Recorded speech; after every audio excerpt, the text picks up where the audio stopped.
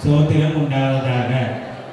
அவர் இயேசு கிறிஸ்து மரித்தோரிலிருந்து எழுந்ததினாலே அழியாததும் மாசற்றதும் வாடாததும் ஆகிய சுதந்திரக்கு ஏதுவான ஜீவனுள்ள நம்பிக்கையை உண்டாக்கும்படி அவர் தமது இரக்கத்தினாலே நம்மை மறுபடியும் ஜனிப்பித்தார். கடைசி காலத்திலே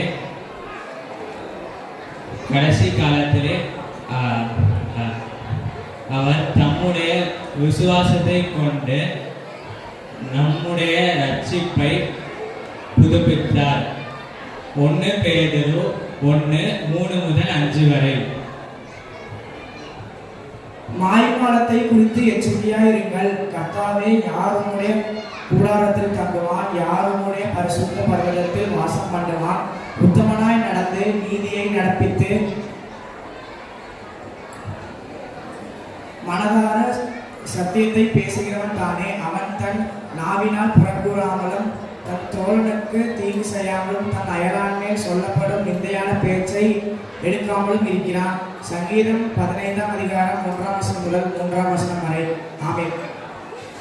தலைப்பு: சோதனை அழுத்தும் போது தீர்மானத்தை கைவிடுவதா?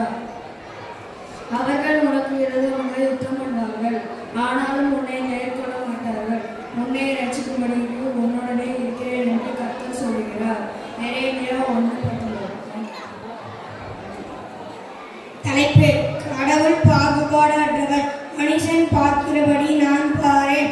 மனுஷனோ முகத்தை பார்க்கிறான், கர்த்தரோ இருதயத்தை பார்க்கிறார். 1